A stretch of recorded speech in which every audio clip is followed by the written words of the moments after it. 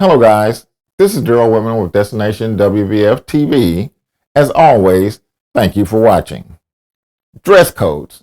We had them in school and we still have them on cruises.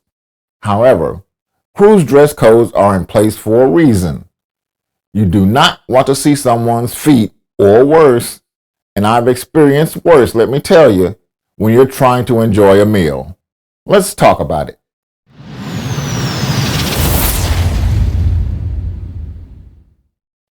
One cruiser unfortunately did experience some discomfort on their recent Carnival cruise when fellow passengers decided to disregard the dress code in dining areas.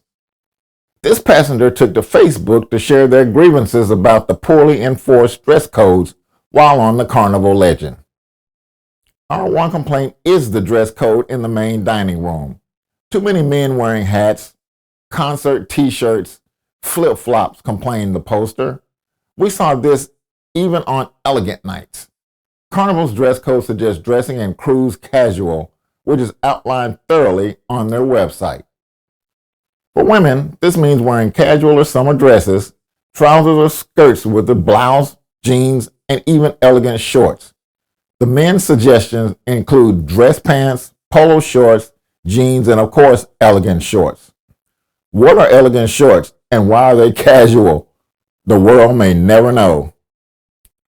The dress code also asks guests not to wear basketball shorts, flip-flops, cut-off jeans, swimsuits, or tracksuit trousers. While those clothing items may seem more casual, the cruise line wants to make sure all guests feel comfortable when dining. The poster also added, in the buffet area, people in bathing suits, no cover-ups, bare feet. I don't think so. As for elegant nights, the dress code is a bit more strict. Along with the cruise casual clothing restrictions, this version also does not allow for shorts, jeans, sportswear, and baseball caps. However, this poster pointed out that neither dress code is being enforced as they should. This post tagged Carnival Cruise Line's brand ambassador John Hill to ask for help in understanding why people are allowed to dress in such a way on a cruise that would be unacceptable elsewhere. Hill quickly responded, initially hoping that the dress code violators did not spoil the cruise. In an interesting twist, he then went on to express that the dress code might need to be revisited. I do think we need to take another look at the dining recommendation dress codes.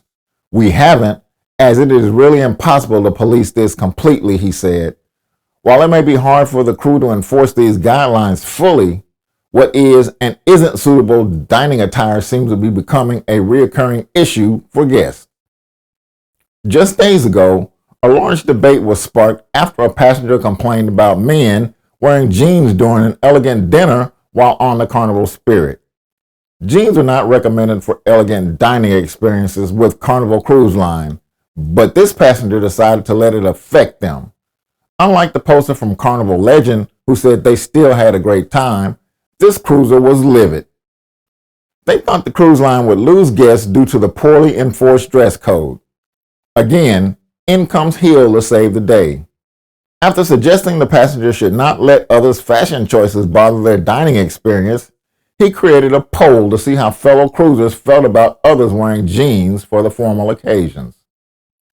The results were that most would not care if they saw someone wearing jeans, though maybe a new poll is now warranted about wearing shoes. Carnival Cruise Line's elegant nights were formerly known as formal nights. The ships even used to have a shop where passengers could rent formal wear. This I never knew. How about you? Over time, the dress code has become significantly less strict, and Hill has heard it all when it comes to complaints. Another recent issue on Carnival Legend was whether or not military uniforms were appropriate in dining areas. The complaint came from a cruiser when he spotted 3 men wearing uniforms. These U.S. military service members were celebrating their retirement from their careers, but apparently it was too much for this one guest.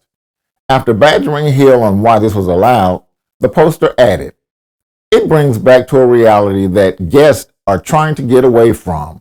So I'm just speaking for myself. What does cruising have to do with war? Carnival Cruise Line does allow for military uniforms to be worn, and he'll suggest that this one passenger simply should look away. Bare feet and a full uniform are two very different instances. Look, I have no issues with our military veterans wearing their uniforms. In fact, I salute them for doing so, and in my opinion, we should acknowledge them or recognize them for their service.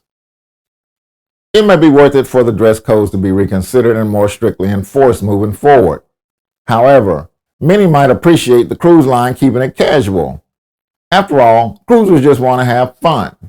My opinion is that I don't want my cruise to be too formal.